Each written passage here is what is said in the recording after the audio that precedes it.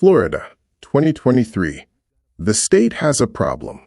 Its schools are teaching children the truth about slavery, about racial massacres, about the systematic destruction of black communities across American history. And someone has decided that has to stop. So they do what revisionists have always done. They rewrite the story. Let's be precise about what was changed, because this was not a minor curriculum adjustment.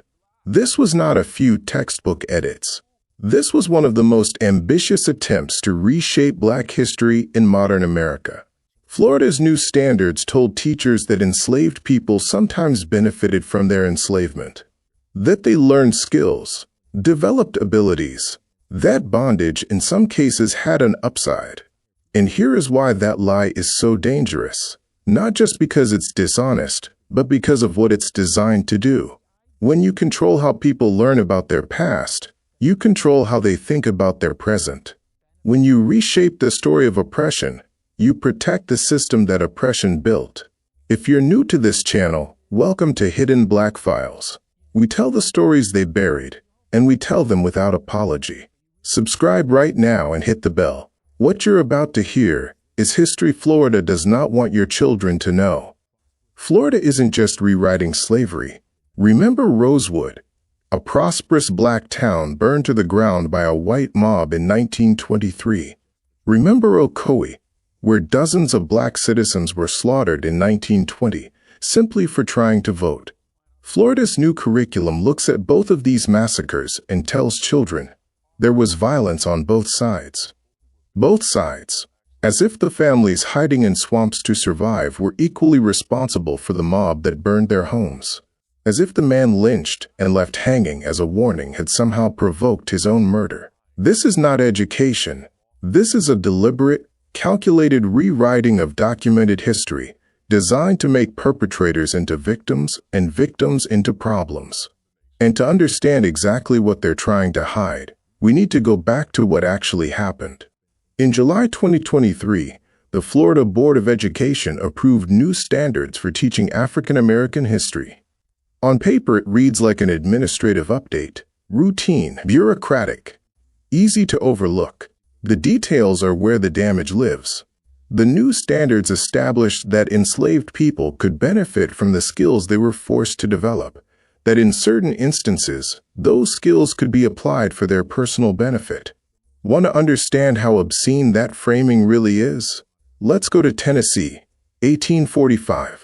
The state government rented 15 black men from an enslaver named A.G. Payne to work on the state capitol's limestone cellar.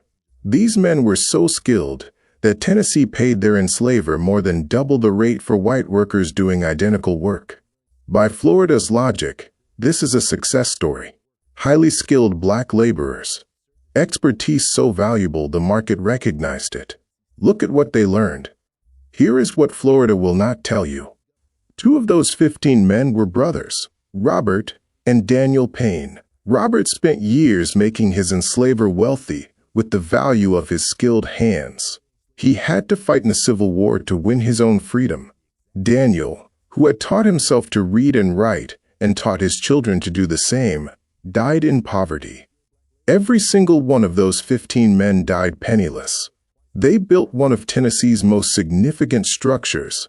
Their labor was worth twice what the market paid free white workers.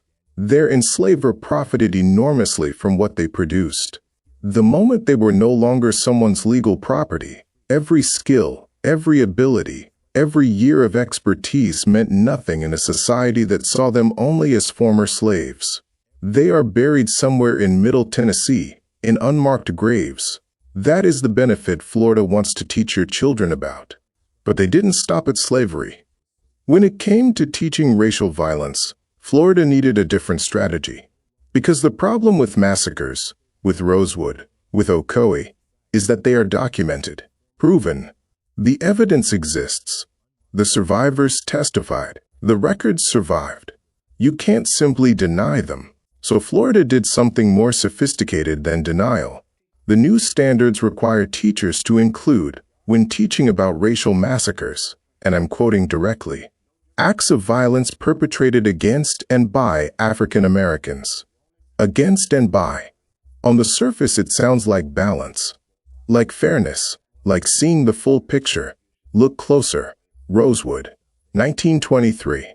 A white woman in Sumner, Florida, made a false accusation against a black man. Within days, a white mob descended on Rosewood, a prosperous, self-sufficient black community. They burned it to the ground. They murdered men, women, and children. Survivors fled into the surrounding swamps and hid for days, while their homes, their businesses, and their community were destroyed around them. The death toll. Estimates range from 30 to 150 black residents. White attackers arrested. 0. After the violence, Rosewood ceased to exist. Not a single black resident ever returned. The land was seized for unpaid taxes. A community that had represented black prosperity, black ownership, black self-determination, was wiped off the map.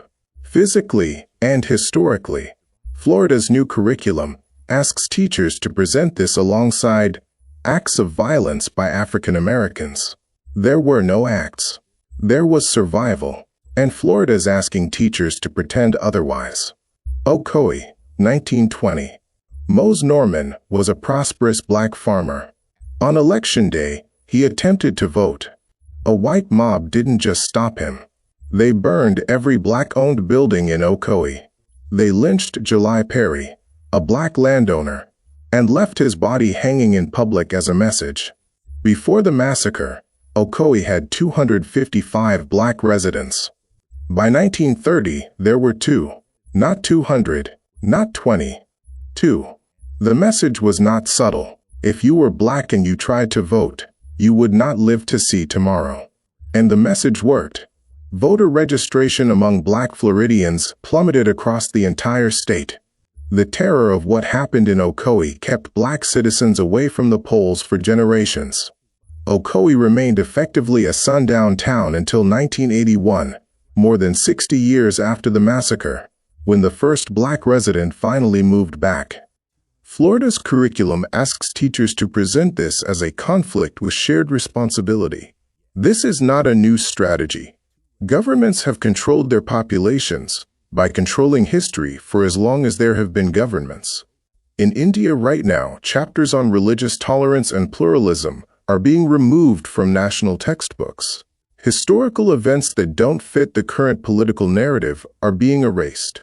Structures are being renamed. In the Philippines, textbooks have been quietly revised to soften the legacy of a dictatorship. But perhaps the most successful and most instructive example of historical revisionism happened right here in America. After the Civil War, the South lost the war on the battlefield, but they won the war over how that war would be remembered. Southern states pressured textbook publishers to rewrite the story from the ground up. They created what became known as the Lost Cause narrative, a mythology that reframed the Confederacy not as the violent defense of slavery, but as a noble struggle for states' rights and traditional values. In this version, slavery was not that bad. Confederate leaders were heroes. The South's defeat was a tragedy, not a justice. And here is the part that should stop you cold. This fiction didn't stay in Southern classrooms. It spread north. It entered textbooks across the country. For decades, millions of American children learned that the Civil War wasn't really about slavery at all. A lie, repeated long enough and loudly enough, in enough classrooms, across enough generations, becomes received wisdom. That is what Florida is doing right now, taking documented atrocities, slavery, Rosewood, Ocoee, systematic racial terror, and rewriting them into something more comfortable. Something that protects the reputation of the system that produced them. Let's be precise about what this is. When you teach children that enslaved people benefited from their bondage, that is not education. That is indoctrination. When you tell children that massacre victims shared responsibility for their own slaughter, that is not history. That is propaganda. When you systematically erase what actually happened in Rosewood and Ocoee from the curriculum, you are not protecting children from difficult content. You are programming them to misunderstand how the world they live in came to be. And that misunderstanding serves a purpose. People are fighting back. In Miami, Dr. Marvin Dunn, a psychology professor at Florida International University, has spent years working to preserve the actual documented history of racial violence in Florida. He founded the Miami Center for Racial Justice in 2020, and then he created something called the Teach the Truth Tours. These are not standard field trips. Dr. Dunn takes high school students, their families, and teachers to the actual physical sites of racial violence, to the places where Rosewood stood, where Ocoee's Black community was destroyed, and makes sure they see what Florida's curriculum is working to hide. In 2023, while leading a tour in Rosewood, a white neighbor drove a truck at Dr. Dunn and his group, shouting racial slurs. The incident resulted in federal hate crime charges. Dr. Dunn's response: "This is exactly why this history must be taught. Because the violence isn't only in the past. Across Florida, teachers are finding ways to tell the truth within the constraints of the new standards. They are refusing, quietly and persistently, to participate in the erasure. If you believe their work matters, if you believe these stories deserve to reach more people, take a moment right now and support Hidden Black Files. Subscribe. Share this video. Every action you take helps this channel reach someone who was never taught what you just heard." Some people will ask, isn't this all in the past? Aren't things better now? Why keep reopening old wounds? Here is the answer. When you teach a generation of children that slavery had benefits, those children grow up unable to understand why its legacy produces the inequalities they live inside. When you tell children that massacre victims bore responsibility for their own deaths, those children grow up unable to recognize the same patterns when they appear in new forms. When you erase the systematic destruction of Black wealth and Black communities from the historical record, you make it almost impossible to understand why those communities look the way they look today. Erasing history does not make it disappear. It leaves a void, and in that void, old lies become new truths. Old systems find new justifications. Old violence finds new permission. That is what Florida is actually protecting when it rewrites these standards. Not children, not sensibilities, not fairness. The system. And the system is counting on the next generation, not knowing what was done to build it. Subscribe to Hidden Black Files. Share this video with someone who needs to see it. Leave a comment below and tell us, what part of this history were you never taught in school? The erasure is deliberate. Your engagement is the resistance.